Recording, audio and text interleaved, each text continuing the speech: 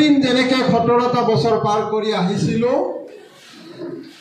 আমি 2020 চনৰ পৰা বেয়া দিনো আমি অতিক্ৰম কৰি অহাৰ অভিজ্ঞতা প্ৰতিজন যুৱ বন্ধুৱে হওক, কাৰ্যকৰ্তাই হওক, মহিলা বাইদেৱে হওক, জ্যেষ্ঠজনে হওক, এই অভিজ্ঞতা প্ৰতিজন ব্যক্তিৰ আজি আমাৰ আছে।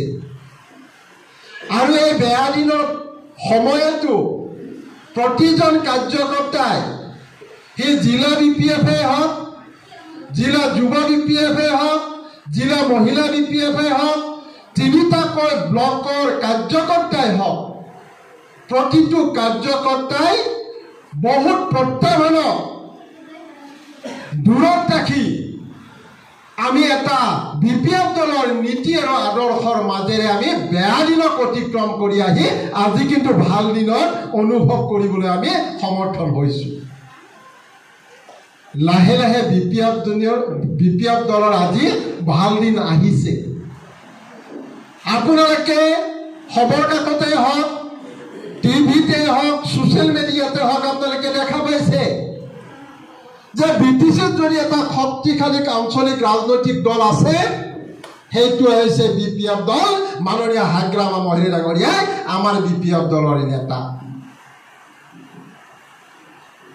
আমি যাৰ আদৰ্শ,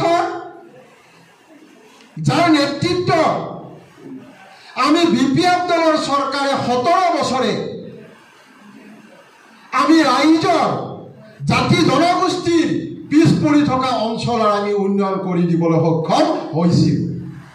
আৰু এই কথা আজি BTCৰ জনগণে, ধৰিবাৰীৰ জনগণে, ধৰিবাৰীত বসবাস কৰা জাতি জনগোষ্ঠীয়ে এই কথা আজি উপলব্ধি কৰিছে।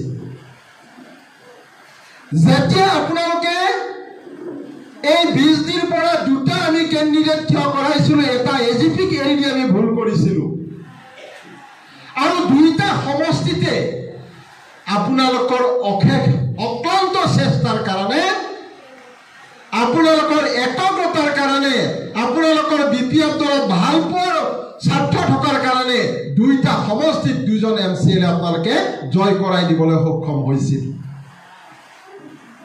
আমি যেতিয়া হাৰি গৈছিলোঁ, চৰকাৰ গঠন কৰিব পৰা নাছিলোঁ, 17টা চিট পোৱাৰ কাৰণে আমাক মেজৰিটি লাগে 21টা, আৰু 4টা চিটৰ কাৰণে আমি যেতিয়া চৰকাৰ গঠন কৰিব পৰা নাছিলোঁ, তাৰ পাছত আমাৰ বহুতো প্ৰত্যাহ্বান আমাৰ সন্মুখত আহি থিয় দিছিল।